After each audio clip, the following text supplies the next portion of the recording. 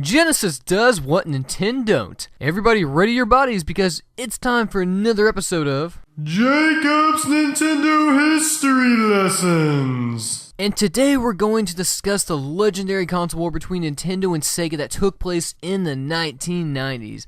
In fact, this was actually considered such a legendary marketing war that a book was just recently written about it, and there's going to be a film adaptation made by Seth Rogen and Evan Goldberg. And I'm assuming there's going to be loads of humor involved in that. So, without further ado, let's go ahead and get started. So, the infamous battle of the little guy Sega versus the top dog Nintendo is a great tale that's always fairly fun to tell. But before most of this went down, Nintendo controlled 90% of the US market share in the video games industry, and they generated the most money, they had the most hype, and most of the players were playing on their console. Notice all the emphasis I put on some of the words, and it wasn't needed.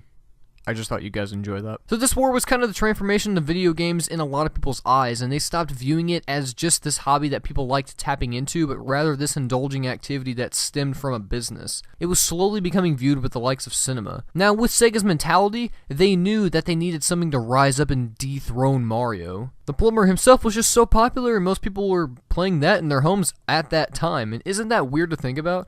Mario is a plumber. When does he work? In all of his games, I don't ever remember seeing him fix a toilet. Do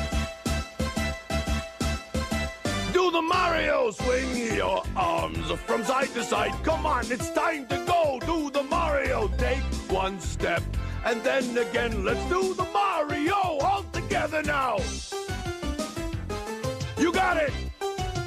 Anyway, let's circle right back to the topic at hand here. Sorry. So Sega actually held a mascot contest between all the employees to create a character on the scale of Mario, and Sonic won. No surprise there. Now, they hit the marketing hard with this one. Now, Sonic was seen as so cool because of how fast he was able to make the video game move. They actually used to say that they had to use blast processing because Sonic was faster than the video game. And he was depicted as for the teen and older audience with his rebellious attitude and fast paces, while Mario was apparently just supposed to be for the little kids. Another act of Nintendo being portrayed as just a kids-only platform was whenever Mortal Kombat first came out for both systems.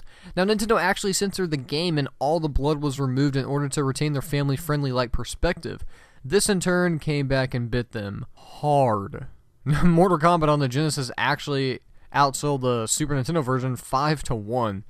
That's pretty bad. This eventually was the fuel behind the aggressive marketing campaign that Sega started. Now, the famous Genesis does what Nintendo don't stemmed from this, and Nintendo had many strict policies on third parties. Sound familiar? Now, this limited the amount of games a certain publisher could release on the system because their mentality was quality over quantity. Now, they rejected so many good games that found a home on the Genesis, and this also came back and bit them pretty hard. And their rear must have been pretty sore, because it wasn't until 1994 that the Super Nintendo got its killer app, which was Donkey Kong Country. But let's, circle back to Sega's success for now, because I just want you all to know how badly they were beating Nintendo, even though this is the Nintendo project. Now, since this console war had started, it was only strengthened by their marketing, and there were ads left and right about how Nintendo couldn't do what Sega was doing and how they were just limiting their players. And there were even kiosks in malls where people would play Sonic and Mario, then tell them which one they liked better.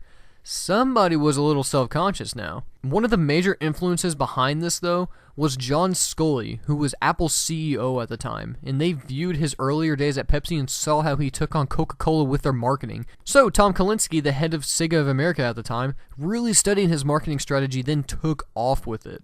Now, maybe the board of directors and other members of Sega didn't agree with him, but that certainly didn't stop him. It paid off in the meantime pretty much too. Now, remember earlier how I mentioned Donkey Kong Country? Well, up until 1994, Sega was winning this generation pretty badly too. Now, once this game came out, there was a complete overhaul, a complete 180, just like the policies of the Xbox One. Aww. And people started buying Super Nintendos left and right. They picked up more games. Sony entered the console market with the PlayStation, and Sega eventually went on to have multiple failed consoles before losing the trust of the consumer. And you sadly probably know the rest of the story. Now Sonic is limited to games like Sonic 06 and Sonic and the Black Knight. But really though, Sega is a great third-party content producer nowadays, and it's so enriching to see Sega and Nintendo have such a great relationship. They even worked out a special deal where they're going to have 3 exclusive Sonic games come to the Nintendo Wii U, and that's pretty awesome. And that's another Nintendo history, guys. What'd you think of the video? Comment below and let me know. And as always, If you want to see more, just wait a few seconds and you'll get a link to see some more. Alright guys, thanks for watching.